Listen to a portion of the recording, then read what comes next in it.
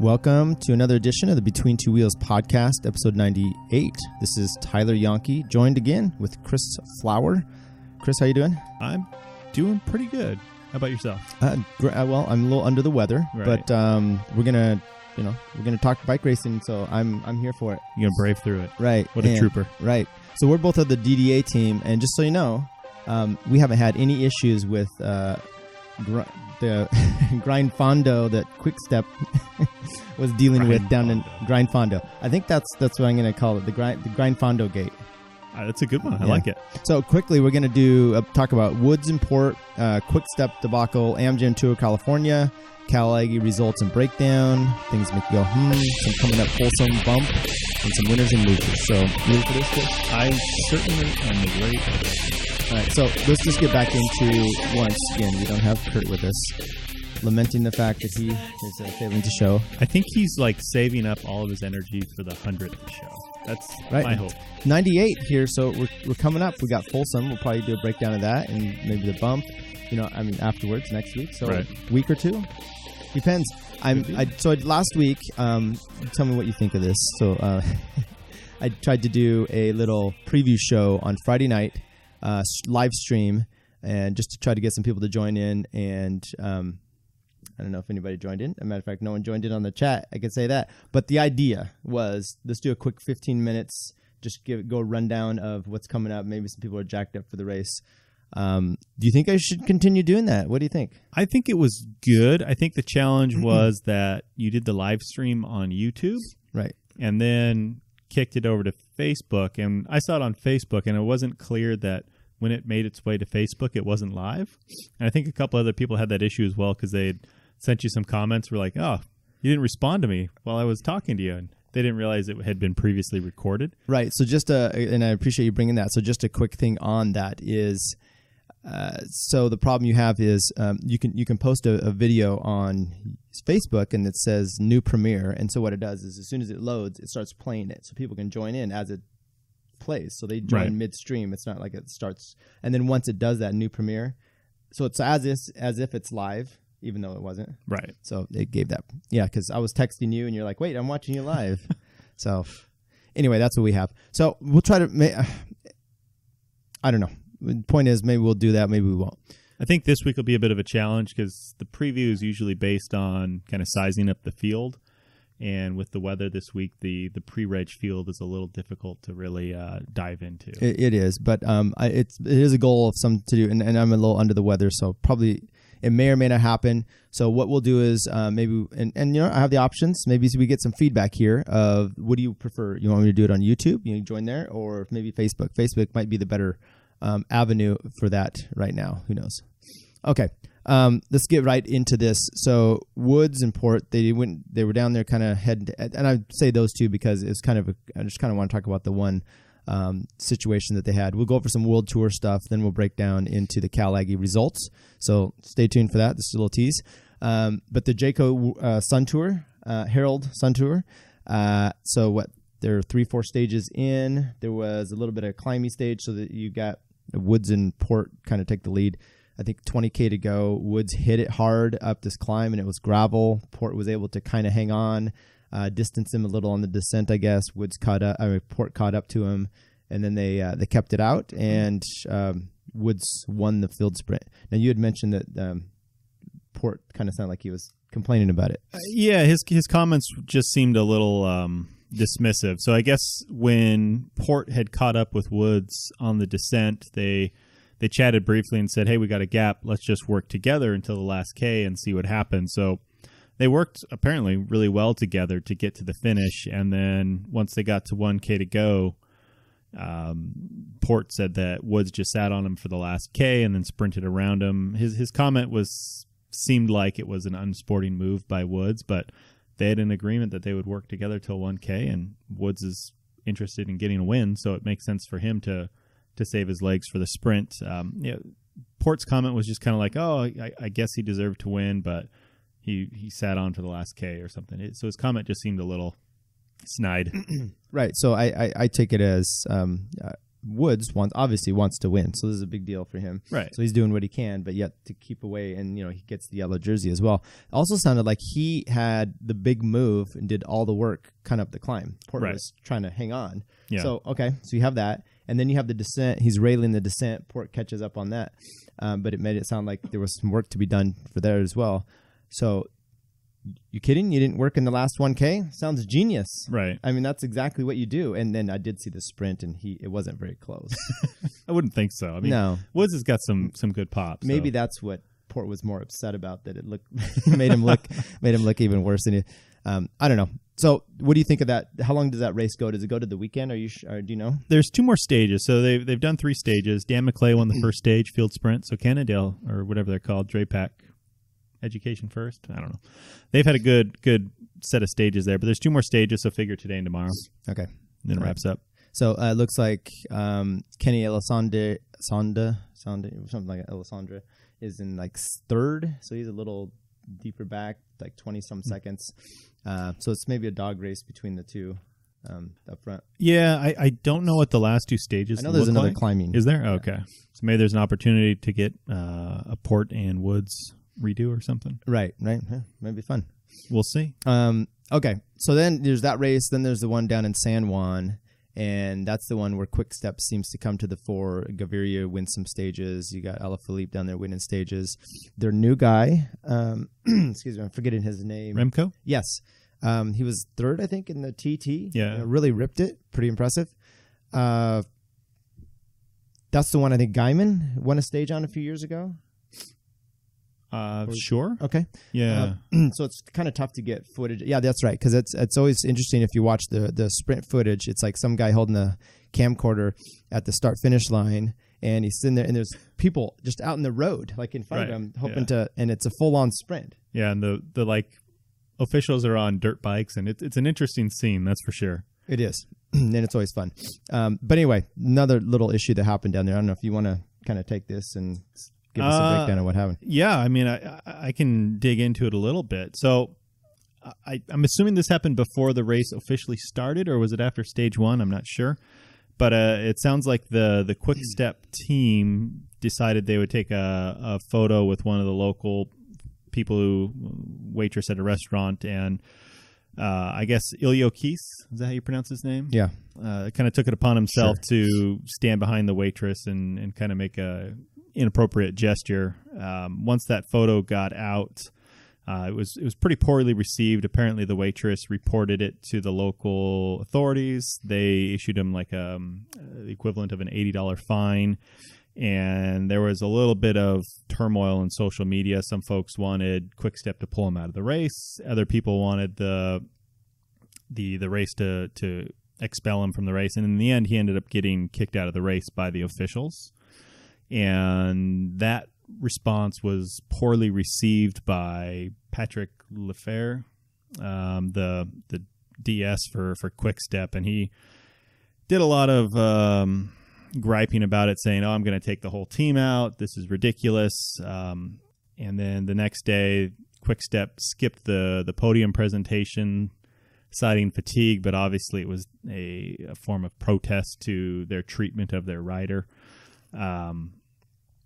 And then it got interesting because a lot of folks called on, I'm not sure how to pronounce their new sponsor's name. Deceuninck? I'll run with that. Deceuninck? To kind of step to the forefront and do something about it. And the next day there was a collective apology from the team for their behavior, including the domestic sportif.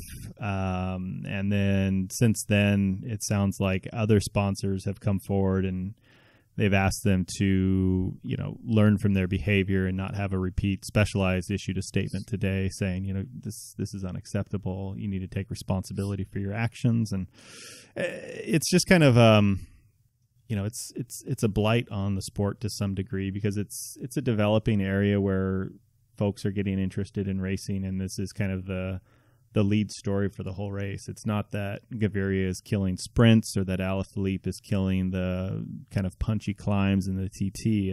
Or that you have a 19-year-old, right up there in the top, right, with Evanpol. So it's definitely unfortunate, and So my interest.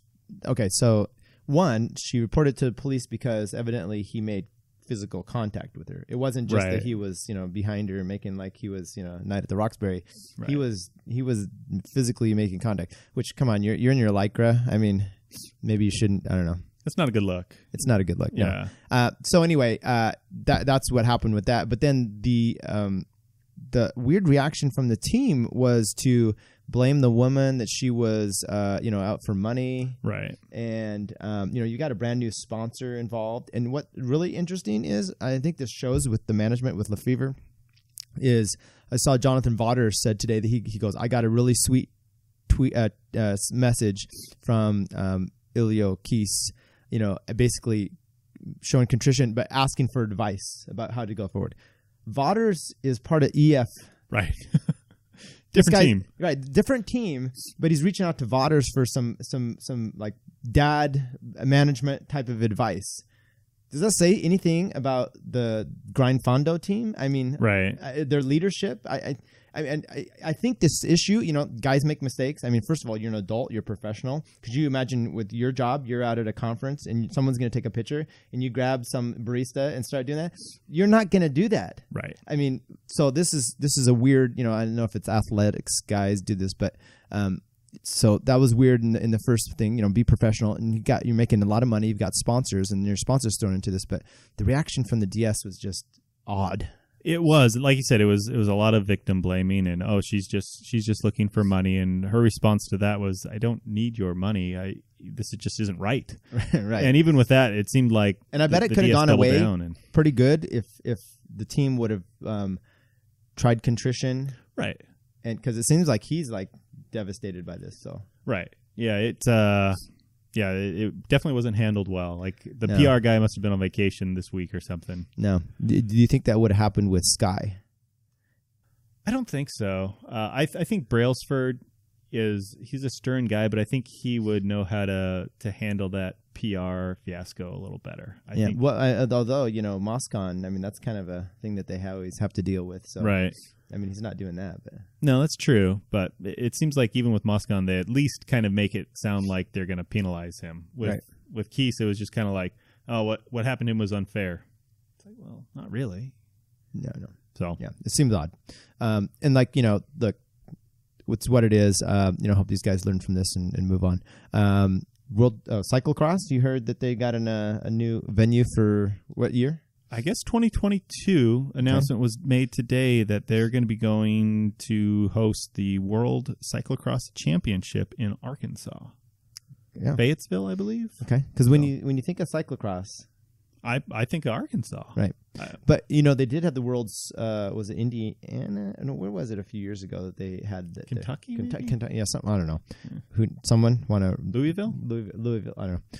I'm just saying yes on whatever you're coming up. It was somewhere like that, and so you can have you think of crowds and those kind of places to get Worlds, but I guess you only need a decent enough.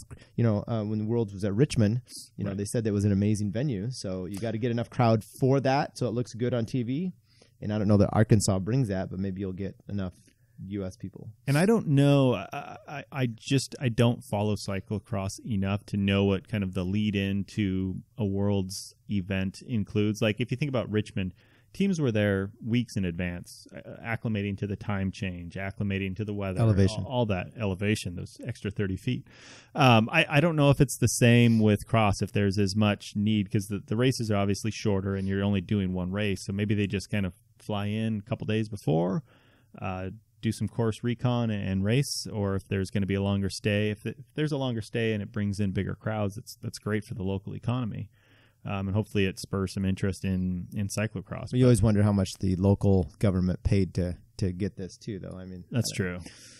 Okay, so anyway, that's that. We'll probably keep you abreast in 2022. So we've got episode 400. Right. Ooh. Tune in. Right. Tune in for that.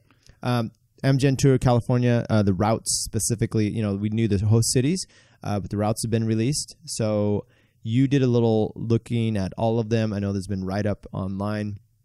It is always interesting to kind of see, we kind of knew where some of these routes were going to go. Right. And then I was reading a Velo News one, and I was trying to. It was I think stage 3, and we'll get to that one here, Stockton to Morgan Hill, where they basically say, it's just a flat sprinter stage. Well, they do an HC climb over Mount Hamilton, right? And then after that, that's the one where Scoynes went down, and it goes right down Quimby again, and then up to they take a little bit different up to Morgan Hill.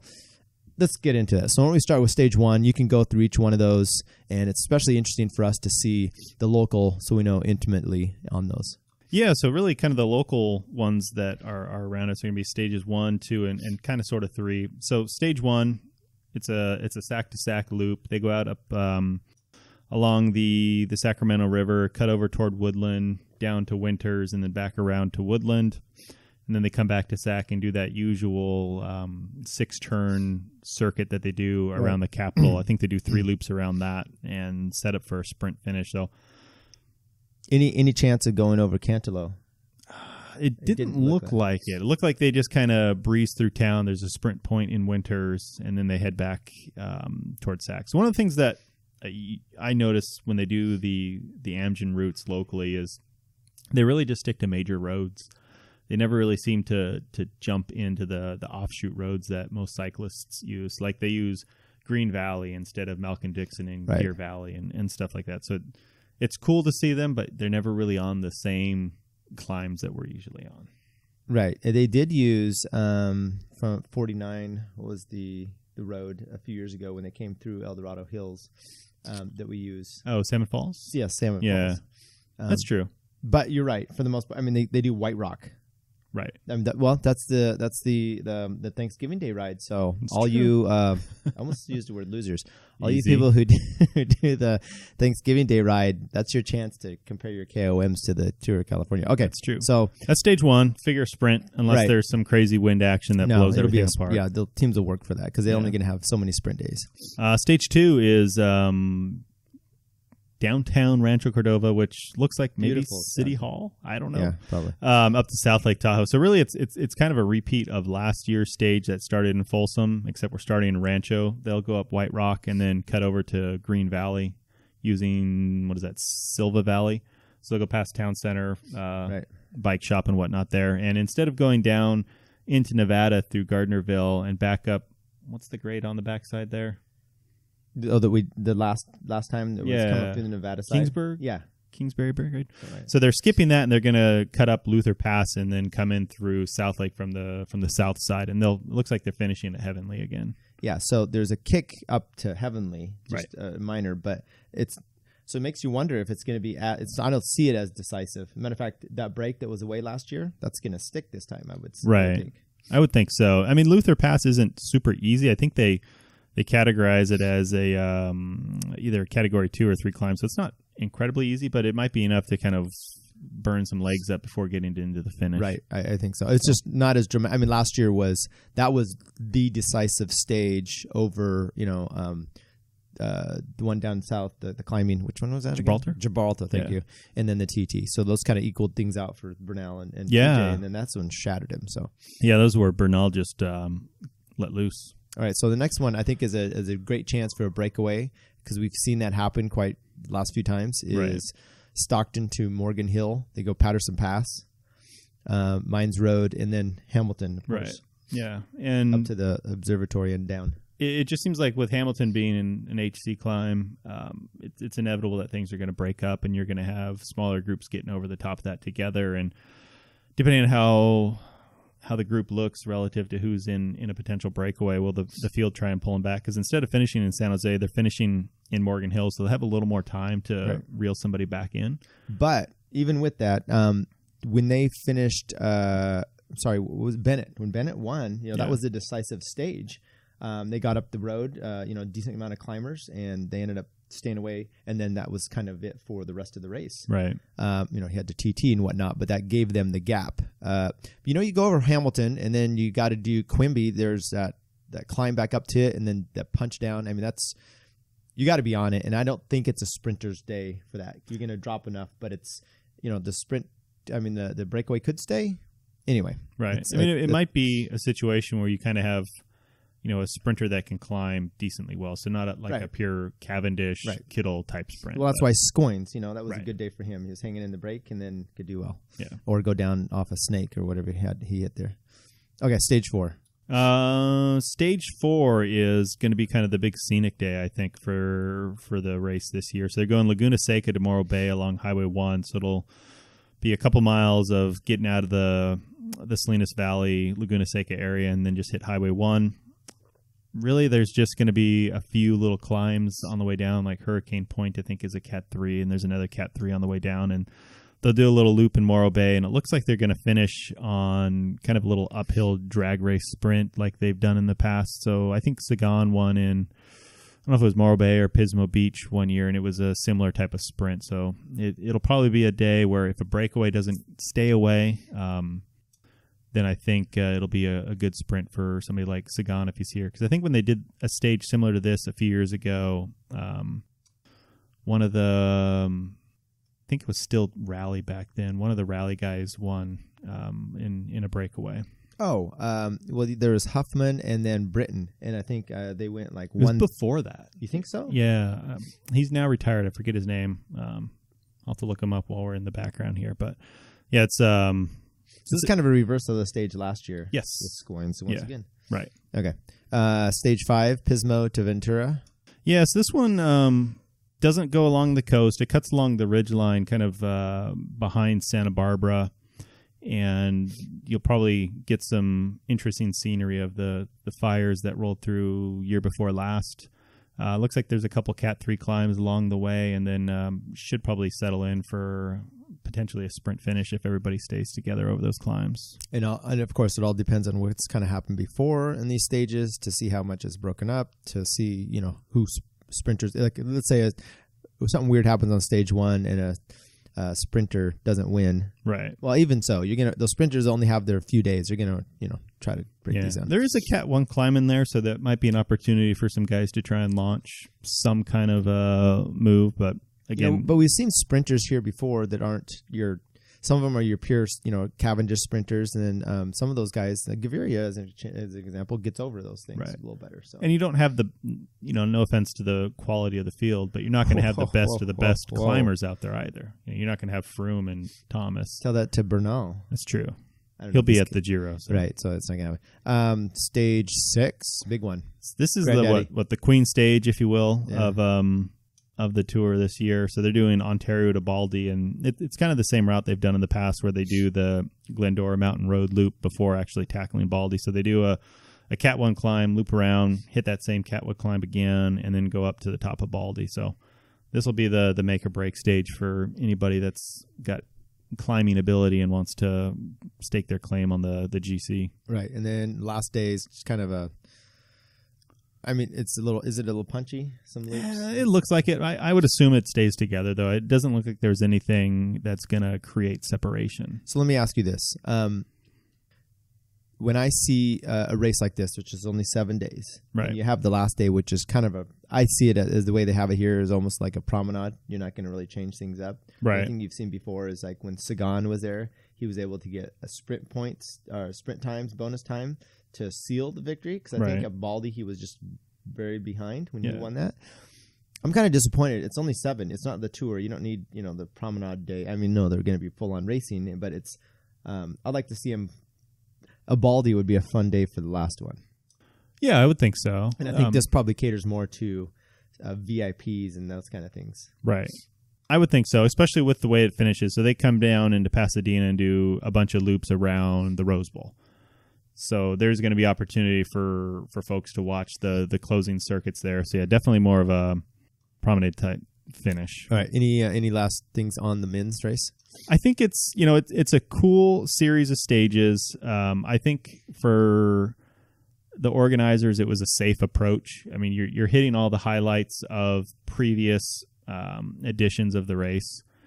You're hitting Tahoe, you're hitting Hamilton, you're hitting Baldy, and it's there's really nothing new. There's some new host cities and some new finish cities, but outside of that, it's really kind of a safe approach, I would say. All right. And you said something like they should add Fish Rock. I'm just saying it'd be cool you're kind of on Fish Rock right there. In the future if they were to to expand a little bit. They've gone as far north as Santa Rosa, and they've hit like Kings Ridge, but it'd be cool to see some of that stuff make its way back in on a more regular basis. I agree. What about the women's race? So women's, they have 3 stages, and they've added Mount Baldy. So you've got Ventura to Ventura. It's probably going to be similar to we saw Elk Grove last year. They're out there with the men, but I don't think they get a ton of climbing on that day. They hit some Cat 2 and Cat 3 climbs, so they'll have some climbing. It looks like it's like a 70-mile stage, and it'll be a challenge. The Baldy one, they share the last 20 miles of the men, which is what we had predicted when the route came out. Right. Obviously a big day there. Yes. Huge climb. Pretty excited for that one for the women, just like the up at Heavenly, because that tore it apart. But it also you get a spotlight, some amazing riding, and that's going to be pretty awesome to do as well. Right. Then Santa Clarita to Pasadena, same as the men. They only get 1 lap around the Rose Bowl. I mean, that's 1? Come on. Anyway, longest race, you say, in Amgen history for the women, 177 miles, 20,800 feet of climbing. Right. So definitely the biggest one they've taken on. Right. So you've done, you know, when you did your, what was that Zwift thing you were, or not Zwift, it was Strava. Oh. And you did that ride out there to Winters, just like the Amgen. So. It's very similar. I'm sure I was going just as quick. Well, you know, you'll get we'll talk to you specifically that day just to get your insights on the personal aspects of that. I like it. Anything else on the race and kind of your? And Katie Hall might not be racing, by the way. Oh, really? Sure, okay. She was in Bowles Dolman. She hadn't said if she was going to do it. So stage 4 of the 2014 tour. Amgen Tour, Will Routley won. There you go. In a small break from I think that day it was Monterey to Pismo Beach or Morro Bay or something like that. He side note, won Chico. Yes. I think he and his wife, she was a cyclist as well. They do kombucha up in Canada now. They do. British Columbia, I believe. Right. Yeah. Side note. So if anybody ever wanted to know about that, Google him. Maybe you can buy your kombucha from Will. That's all I got. What about, you want to talk about Cal Aggie? We can, yeah. Everyone showed up for this podcast to hear about Cal Aggie. That's the big thing. Nobody cares about the Amgen. Big thing, big start of the year. We showed up there. You, Curt, and myself, we decided we're going to do make it a big day of training. And it's also just presets us an excuse for any time you do bad. Yes. So we went and started out Coffee Republic at 9 o'clock in the morning. Did 30 miles of that or so. Went down and then did the Masters 35 and the P1, 2, 3, 4, 5. I don't know how many they can. It was an everybody race. An everybody race, free for all. So that's what we did. So why don't we? You want to talk about? We could do some categories here that we were not involved, but we got to kind of our teammates and stuff. So start with the men's Cat 3s. We had on our Facebook page and stuff. We also in our YouTube we put out some videos because we had cameras on our bikes this weekend, so we were able to get some last lap exploits from Jeff Scott, teammate here, showing Ryan Kaepernick, who ends up getting the win.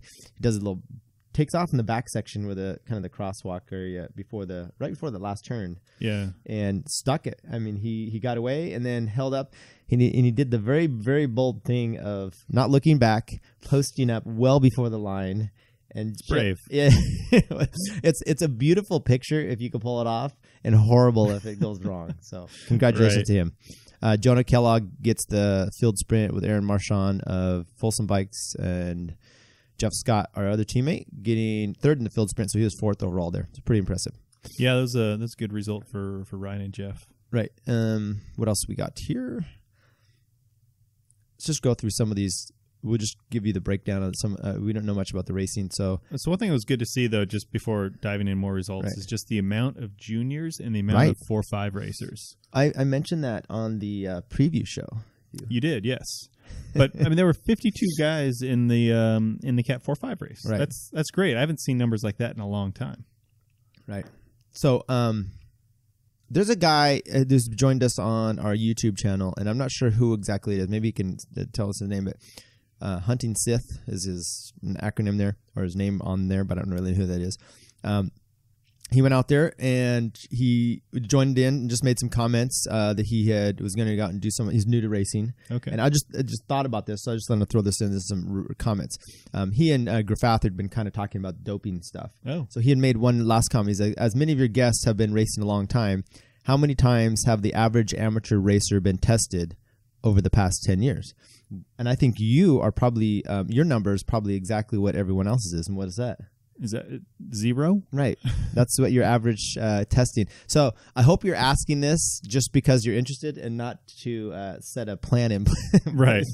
of like, oh, I could do whatever. But, that's a very interesting thing when you come to the sport. The testing is all over they do it at nationals. They'll do some random stuff here and there. If there's suspicion and someone wants to call you out, you may have someone visit your house. So if they're visiting your house, there's two reasons. One is there's a suspicion that you're probably doping, or it could take it as a badge of honor of, like, I'm beating everyone to the point that they think I'm testing. So, or you may have participated in the Giro de Miami, because that right. seems to be the hot spot for pop. And we'll have to break that one down at some point too. So anyway, thanks for your questions. We got a lot of good feedback this week on all our videos. The Cat 3-4, Jonah Kellogg wins that outright over Aiden Malmberg of the Cycle Sport and Pete Curlon of the Olympic Club. Jeremy Pond, fourth place. Jeremy, Rockland. He's a guy that does Wednesday rides with us. So yes, he's good for him. Yeah. Charles Halbert down there in 6th, and he ends up winning 2 of the 4 races, I think, as well. Right. So he had a good. We'll just go right to the Cat 4s. You want to go on those? Yeah. So like you said, Chaz Halbert, he took the win in the Cat 4. Nate Pearson, I believe he's with Trainer Road, got second, and then Charles Weaver with Velo Reno coming in for 3rd place, and Jeremy Pond sitting there in 4th place again. Doesn't have a team listed. I think he's associated with Limitless though. Right. So I was just saying about Nate Pearson. I listened to watched the Trainer Road podcast, and they had cameras on his bike, and he did like 3 races I think that day. Yeah. Got second. I think he was 6th or 7th in the Masters 35, and then another 4. He was like 6th or so. Talking about how he sprints seated. I guess it was pretty close between him and Chaz Halbert, but maybe take a look at that. He'll probably be posting out his videos files as well. So if you want to kind of look and see if you were in the race and wanted to see how that went as well. But Chaz Halbert won that one. That's the 4-5. And then he won the 4-5s as well. Right. So Nate Pearson gets 3rd in that. Yupeng Zhang of Davis gets 2nd. And once again, Jeremy Pond up there. So these guys are all getting their points for the weekend. Right. Yeah. There's a lot of good opportunities there for riders to get some racing in. Interesting how we have a Cat 3, Cat 3-4, Cat 4, Cat 4-5. I mean, Masters 1, 2, 3, 4, 35, 1, 2, 3, 4. I mean, if you're a 4, you had a chance of just going all. And if you're 35 and a 4, you want to do the 5s? Do you have that? Yeah. So Cat 5s. First off, is just good to see there's 44 people entered in the race.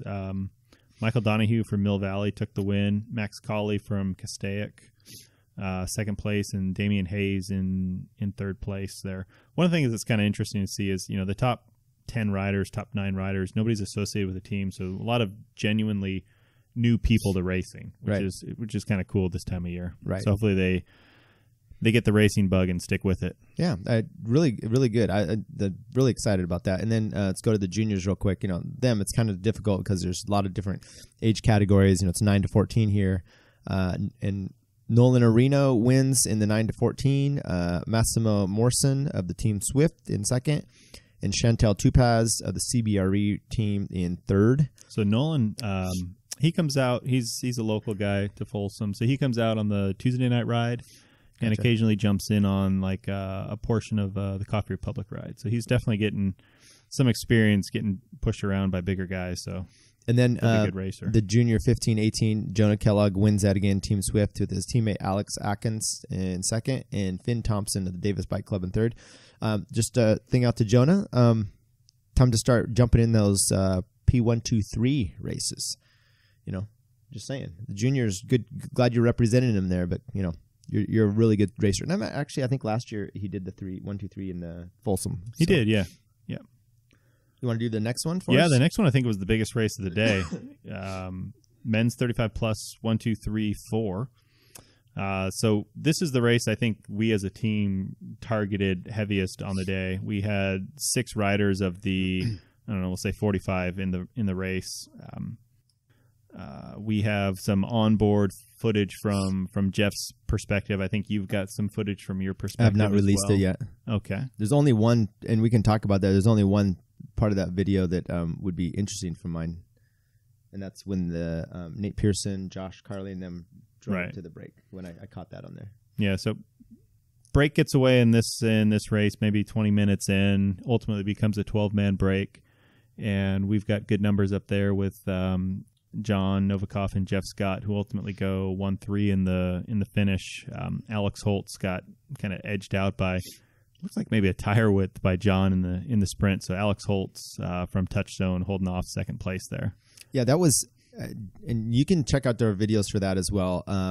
One is we heard that John won, very excited, and then you look at the video and I'm like, are you sure he won? I mean, very impressed. And Brian Zimney was in the break too, and he put out a video, and you can see from he's like, look, you got Josh Carlin up here, who is a renowned sprinter in our area. I'm going to get on the wheel to go on, right? So he gets on his wheel, but they're like 5-6 back, and they come around that corner, and at the corner is when Holtz takes off. Right. He goes from the corner and just and he and John drag race that to the finish, which is a beautiful sprint for both of those guys. I mean, that's the kind John is really good at, not the pop 150. And I personally, I was very impressed by both of those guys in the sprint, and Jeff to get third there. And Josh Carlin, Josh Wood, both very good sprinters. You know, that's just too far, I guess, for them. They need to, but they had guys to sit on. I don't know. It was interesting. Right. And then 12 guys in the break. So Chris Espy took the field sprint for 13th place. Touchstone. Right. So they had a good performance there as well. Who's leading the bar bat for 35s right now? You know any idea? I think I looked it up and I saved that, and I'm just going to hold on to that for the year because I think we've got bar and bat for 35, 1, 2, 3. Right. And I don't think it's I think John, Jeff, and then Ryan was 17th, so pretty good there. Really, really happy with how that race went, and also just to make a comment of, like I said, Zimney's up there, so his idea is I'm going to use this guy, which is what you've got to do. I mean, that's pretty smart racing, but it also shows us getting another guy in that break. And my attitude with John is sprinting is, look, these people, and it's just, it should be your way in life in a sense of, some other people have their plans, but those plans may not work for our advantage the best. So you don't always get a play off of them. Sometimes it helps you, sometimes it doesn't. But if you go in there, and John had that ability of like, I'm not going to worry about what this guy's doing. I'm going to be leading Jeff out, and we're just going to do our own thing. Right. And plays out to the well. Because you know what's so interesting? I've done exactly what Zimney. I'm getting on this guy. He's good, and maybe he has a bad day, or he's not the one. And then you're like, that's. Yeah, it's tough when you put your eggs in somebody else's basket. So. And nothing against Zimney. Zimney, good job getting in the break. I know his chain dropped off and stuff too as well. So, really fun day racing. Then we had the 45s.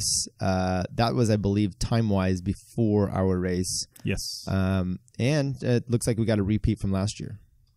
Is it? Okay. Yeah, I know Jason took the win. Top step, at least. Okay. Yeah, he and Joe Sterren got in a break and stayed away. Rick Reinhardt won the field sprint for third. Jason's been on the show before, Thirsty Bear.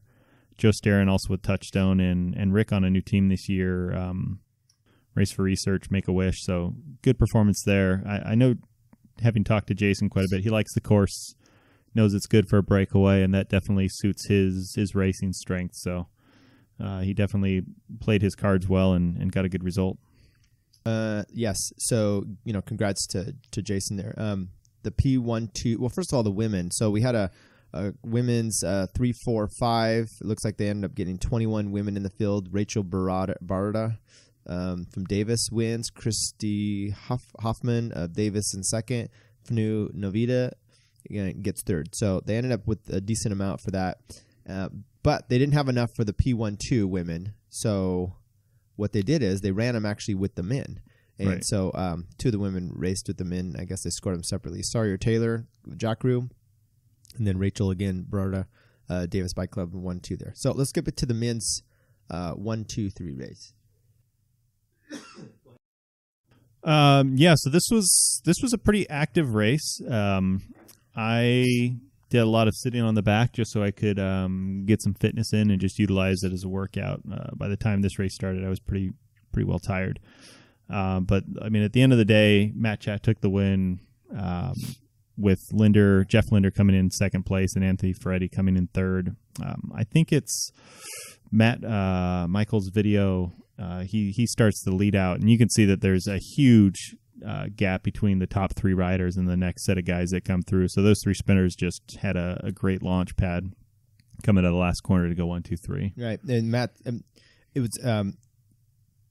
I did a lead out for Novikov last year, and got caught on Bagley's camera. Yeah. And ours was just a little bit later than when Matt and Michael did it. Similar type of thing.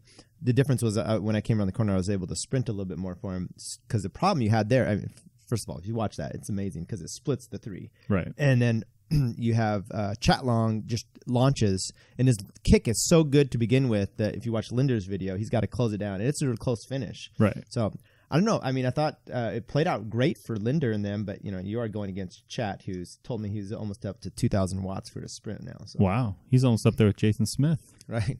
Got some room to grow. But it's also great for Matt. It's first race with his new team. He's on Mike's bikes now, and it's good for him to notch the first win of the season for those guys. I told him during the race, I said, this is the most professional gear-wise you've looked in years. Nice. Because he did look nice. That new bike, and everything. Definitely. So any things of note in there? I mean, I was very impressed with those top 3. Those guys rode really smart and good the whole day. It was good to see. No, little observations. Few minutes into the race, Josh Carling had a near disastrous incident where it looks like he got his front wheel caught in somebody's derailleur. Did you see it on Linder's video? I saw it on Linder's video. I saw it in real life. It was impressive to see him keep that upright. Right. I mean, that's good bike skills there. So it was good to see him, go through that and then get a wheel and get right back in the race and still come up with a decent result. So I'm just going to point out some of these top here.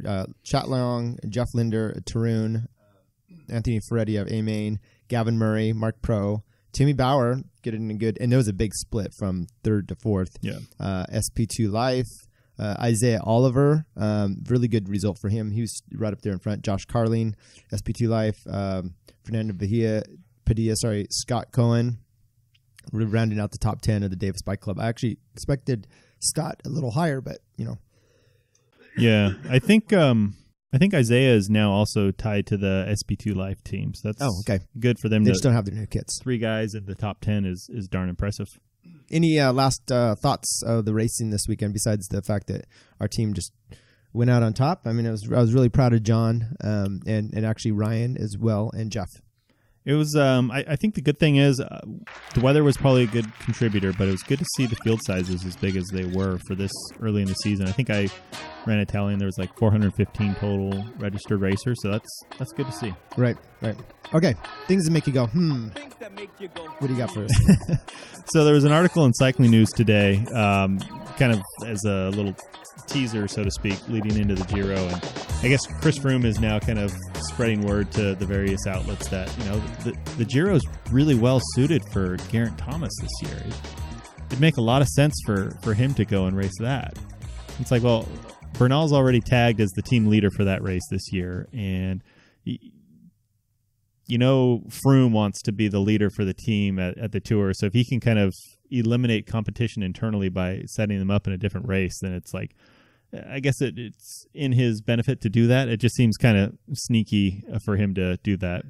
And what would set it up better for Thomas than it would for Froome? It seems like it'd be really well suited for Froome. He should go race it. Well, he won last year. Right. And it's interesting that I saw Dumoulin say, oh, you know what? I'd love to do the Tour, but this is Giro. They released the route, and he's like, this is what's suited for me, so this is what I'm doing. Yeah. And for me, just I have nothing to think about. I just don't have anything. Maybe the reg at the race last weekend, it was really good to see. So there's nothing really to think about there, though. I don't know. That's what I have. Okay, this week we have, and I'm sorry, I'm not feeling well, so a little tough talking here. The Folsom Crit, we got that going tomorrow. The Bump, maybe we'll do a preview of those. Well, I'll try to maybe do a live stream tonight. I doubt it, but we'll get a overall post race of those ones. And weather's going to be crappy. That's evident. So it's just a little bit of riding in the rain. Both races are solid races, so I think it'd be in everybody's interest to get out there and do it. Right. Yeah. So you got that Cherry Pie coming up, Snelling, Merced, Chico, everything. So Chico registration is, I think, open end of March. Great race. Yeah, that's right. Winners and losers. What do you got for that, Chris? I'm going to go with myself as a winner. Wow. It's not that often I get to pat myself on the back. So when we were kind of talking behind the scenes just in text, I made some picks for Cal Aggie, and I pretty much nailed all of them. So I'm happy with myself for being able to size up. Remind us what those are? I believe I picked Matchat. I picked Novikov. I was really close in the threes. I'd picked Jonah Kellogg. I wasn't expecting a late attack by Ryan. Jonah got second, so I think that's a pretty darn close call. So, well, I did pick us for the Masters 35. I said that, so well done. A pat on your back, too. Right. And what about your loser? Loser is I just kind of feel bad for QuickStep's new sponsor, Deceuninck. It's you're coming into your first big race of the season with this Tour of San Juan, and your name's kind of getting dragged along with this whole Ilio Keys thing, and it's difficult to really have inspiration to want to stick around with that for another season when your introduction to cycling is this kind of behavior and your name getting attached to it. Right. So it's definitely a bummer for them, and it sounds like they may have leveraged their position to squeeze Lefebvre a little bit. So. Good, and it makes it difficult for new sponsors coming the next time. Definitely, yeah. What kind of frat boy, kind of culture do you run here? Right. But that's what it is. Winners for me, it was the Cal Aggie. Great weather, good day of racing. There was only one wreck that I saw. Yes. Something to go down. Matt Axford. I hope he's doing okay. I was talking to him afterwards, and he seemed to be okay. He was all bandaged up. But besides that, it looked like a pretty safe day. Good for everybody. I would like to see more women out there, especially the upper echelon of them. Right. Yeah, only having two was kind of a bummer. Right. As far as loser, it's just me and my health. I was sick going into the race. I'm still effing fighting this shit, and it's not I fun. just hope I don't get sick. I know. We'll sanitize you as soon as we're done here. Please do. Anyway, anything else to close this out? No, it's I'm just feeling more looking forward to racing more than I thought I would, so I'm happy with that. I will say this last weekend was, for us, we did well, right. So it was inspirational. I felt much better in the Pro 1, 2, 3, 4 race. So physically, I felt a little better, and right, it pumped me up. I'm too bad to just and then a lot of the post race stuff we had, a lot of these videos coming out from everybody, which is awesome to see. It's also interesting to I listened to the Trainer Road podcast, and the one guy was Jonathan. I think he did the threes and did 2 races, and they were asking him how he did, and he's like, "Oh, I think I was 6th in this one and like 12th in this one." Well, he wasn't. And that's nothing against him. I'm just saying, when you have videos in your cameras, right? Everything, like Nate Pearson was talking about his race, and he was going through it, and he obviously watched, so he can break things down. Because sometimes you think, "Oh, this is what I did," and then you get in the moment, and you're like, "Oh, actually." On video. That's why I put a thing out about cornering, and some of that was just maybe a declaration here. It wasn't to rip on anybody. Yeah. It wasn't even to vent. It was just to kind of show what you can do when there's gaps, how you can kind of move ahead. And then to, if you see someone doing something bad, maybe that's on you. All right. Anything else? No. I think that covers it pretty well. So, all right. Yeah. Thanks for coming in again. Yeah, happy to do it. Yeah, you bet. So episode 98, Between Two Wheels podcast. Thanks again. Check us out.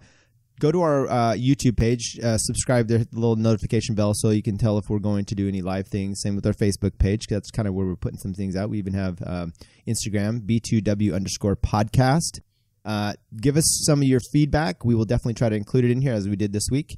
And once again, good luck out there racing. Let us know if you have let us know how you did. One of the guys said he finished mid-pack. That's a high-synth guy. I don't know who he is, so let me also know who you are. Once again, take care. Later. See you, Curt.